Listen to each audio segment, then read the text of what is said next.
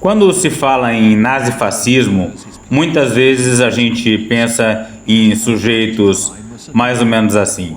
Mas a verdade é que hoje em dia eles podem ter uma cara bem diferente.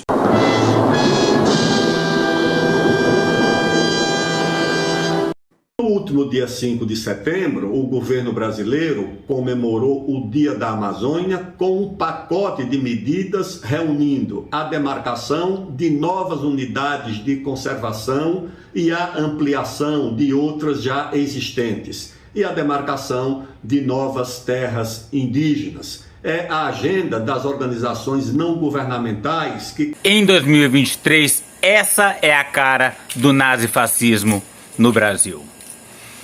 Aldo Rebelo está protestando que no Dia da Amazônia foi anunciada a homologação de 2 terras indígenas e diz que essa é a agenda das organizações não governamentais. Será que ele sabe ao menos quais são essas terras indígenas? Onde elas estão? Quais são as ameaças a esses territórios e quem vive lá dentro? Eu tenho certeza absoluta de que ele não sabe. Ele só tem o discurso pronto de ataque aos direitos indígenas e às ONGs que provavelmente não tem nada a ver com a demarcação dessas terras indígenas. Uma das terras indígenas se chama Rio Gregório e fica em Tarauacá, estado do Acre. A outra é Fonte Boa e fica no Amazonas. Vamos analisar apenas a primeira para simplificar. Aqui algumas fotografias dos 2 povos que habitam essa nova terra indígena homologada Rio Gregório. É o povo Catuquina e Yawanawá. Será que o Aldo Rebelo sabe alguma coisa sobre eles? Ele vai dizer, como que alguém tem coragem de dizer que a homologação dessas terras atende ao interesse de ONGs e não ao interesse desses povos? Um povo tão sofrido, né? Povos tão sofridos que viveram ali a exploração da borracha, quando os senhores ali dos seringais dominavam todas aquelas terras, né? Que sobreviveram às correrias, né? Correrias é aquele processo quando saíam atrás dos índios, matando, trucidando, né? Sobreviveram ao genocídio indígena que vinha dos 2 lados, né? Do lado do Brasil e do lado do Peru e da Bolívia, né? Com a exploração da borracha.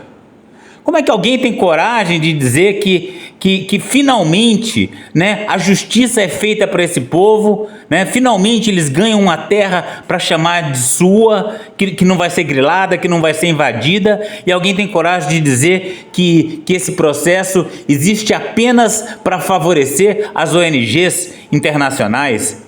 É muita crueldade um raciocínio desse. Aposto que ele nem sabe que povo são aqueles, que terras são aquelas e simplesmente joga esse discurso anti-terra indígena de forma automática. Aqui uma imagem da terra indígena demarcada no Rio Gregório. Vamos ver mais de perto como é que é a região. Olha só. A gente tem algumas comunidades indígenas vivendo aqui na beira do rio. Olha só que interessante, no entorno de um lago. Esse rio muito cheio de meandros, né? E são várias comunidades que existem ao longo desse rio, dentro dessa terra indígena, no Rio Gregório. Eu não conheço essa região, mas eu já fui no Rio Iaco, que não é muito longe de lá. Aqui perto de Sena Madureira. Aqui, olha, só para comparação, né? Então aqui Sena Madureira, vamos dar uma olhada no Rio Iaco. E o que a gente vê? Olha só, compara com o que a gente viu anteriormente. São várias fazendas, né? A cada 600, 700 metros a gente tem uma nova fazenda de gado instalada aí na beira do Rio Iaco. Eu tive lá em 2003, fiz parte de um grupo de trabalho designado para fazer estudos para a implementação da terra indígena Guanabara do rio Iaco. Isso em 2003, 20 anos depois eu fui consultar a situação dessa terra indígena, o processo de demarcação não avançou nada desde aquela época. Nada. Está parado, absolutamente parado. Então quem acha que sem o marco temporal a homologação das terras indígenas vai avançar loucamente sobre o território brasileiro é porque não entende nada das dificuldades intrínsecas desse processo de demarcação de terras indígenas. Então, sem dúvida alguma, a criação dessa nova terra indígena aqui na região do Rio Gregório é importantíssimo para que os desmatamentos que a gente observa hoje em dia aqui na região sul do Acre, no entorno de Rio Branco, Sena Madureira, não se alastrem por todo o estado do Acre, como já está acontecendo. Mas nada disso interessa a Aldo Rebelo, nem a essa turma que repete esse discurso cegamente, sem nem saber de que terra indígena se trata, que povo é esse e quais são as particularidades, as ameaças para quem vive nessas terras. Ameaçadas por fazendeiro, grileiro, traficante, todo tipo de bandido. Constitui uma espécie de governo paralelo na Amazônia. É também a agenda das embaixadas dos países da Europa Ocidental e dos Estados Unidos da América, embaixadas profundamente vinculadas com o Ministério do Meio Ambiente, com o Ministério das Populações Indígenas, com o IBAMA e com a FUNAI. Esse discurso nacionalista que ataca os interesses dos países da Europa Ocidental faz parte do que se chama hoje em dia de dunguinismo, que é uma categoria de fascismo moderno, da qual o Aldo Rebelo é seguidor e expoente. No Dia da Amazônia, o governo brasileiro esqueceu os 30 milhões de brasileiros que vivem na Amazônia. E as populações indígenas que vivem na Amazônia, convivendo com os piores indicadores sociais do Brasil, com as maiores taxas de analfabetismo. Essa é a cara do fascismo, né? Tá vendo esses senhores aí da foto? Imagina a cultura que cada um desses senhores tem, né? Possivelmente vários deles não têm dificuldades com a leitura, né, de livros. Talvez vários sejam analfabetos, né? Analfabetos no modo de pensar da nossa cultura. Mas imagina a riqueza cultural que eles têm, né? O povo brasileiro não sabe nada sobre eles. A gente devia estar empenhado em entendê-los, né? E não diminuir o modo de vida indígena chamando-os de analfabetos. É claro que se quiser levar uma escola para essas crianças, né, uma escola bilíngue de preferência, ela vai ser muito bem-vinda. Mas não existe nenhum antagonismo entre demarcar a terra indígena e levar uma escola para que essas crianças, além de viverem a sua cultura, aprendam também a navegar pelo mundo da sociedade envolvente. As maiores taxas de mortalidade infantil, as maiores taxas de doenças infecciosas, os piores índices de saneamento básico, os piores índices de fornecimento de água tratada e de luz elétrica. Nenhuma ação do Ministério da Saúde, nenhuma ação do Ministério da Educação, nenhuma ação de nenhuma agência do governo para melhorar a vida desses brasileiros. Quem vai melhorar a vida desses brasileiros é Bolsonaro, né? Bolsonaro, você pode não apoiar Bolsonaro explicitamente, mas quando esteve aqui em Altamira, só confraternizou, só dialogou, só se reuniu com bolsonarista, né?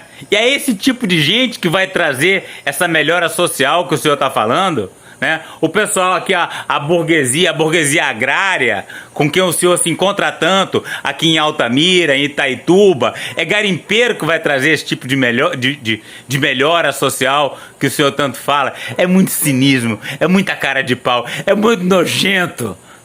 A agenda do governo restringiu-se apenas ao atendimento da demanda das organizações não governamentais financiadas pelo exterior e dos seus financiadores. É a agenda do congelamento da Amazônia, é a agenda do bloqueio ao desenvolvimento da Amazônia. Primeiro que é uma mentira danada dizer que a demarcação dessas terras indígenas é a agenda das ONGs, né? É a agenda desses povos que já sofreram tanto aí na história recente do nosso país. Agora, quando ele fala em congelamento da Amazônia, ele está falando justamente daquilo que eu mostrei antes, né?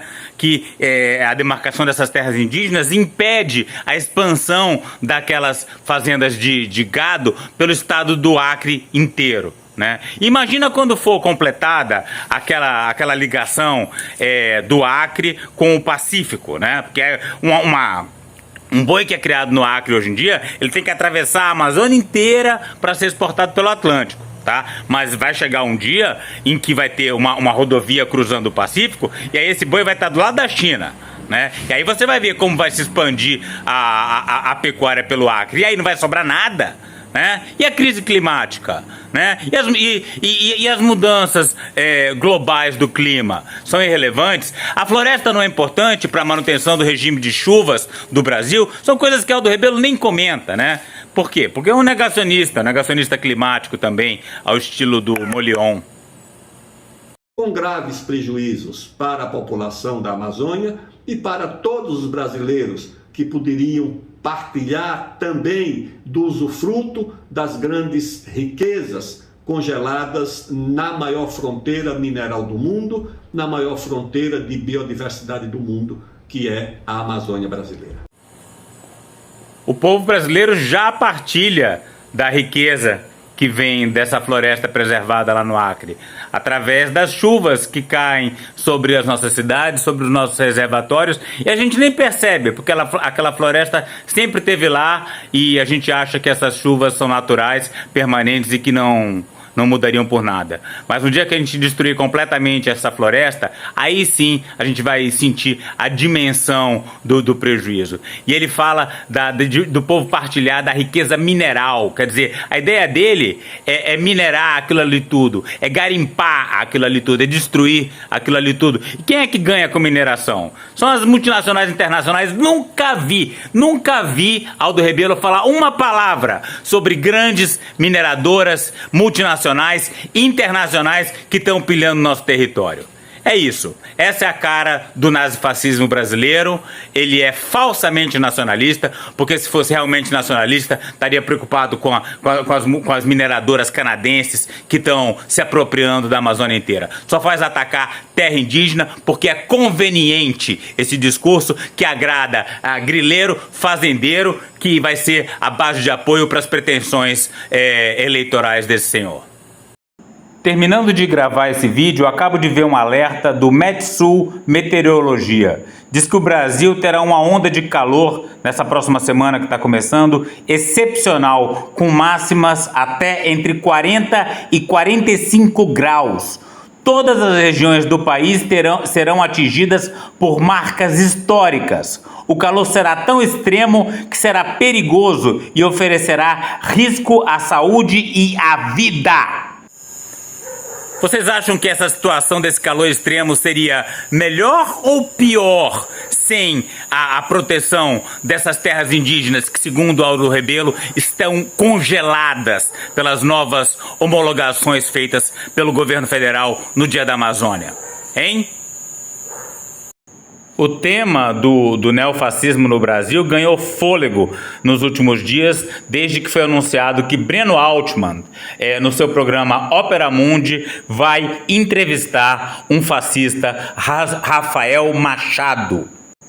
Acima de tudo, eu vejo Rafael como fascista devido à sua defesa do marco temporal, que, como pode se ver nesse tweet, ele considera justo, correto e necessário. Nessa outra postagem, com a imagem de Aldo Rebelo, Rafael diz, reproduzindo uma frase de Aldo Rebelo: embora o Brasil não esteja na OTAN, a OTAN já está no Brasil, na mídia, nas ONGs e na academia. Ou seja, para Aldo Rebelo e para Rafael Machado, a demarcação dessas terras indígenas que aconteceu recentemente no Acre, tão importante para esses povos tão sofridos, na verdade, atende aos interesses da OTAN, dos Estados Unidos e etc. Isso aí é parte do discurso dunguinista que caracteriza muito bem o neofascismo brasileiro. Vamos ficar atentos.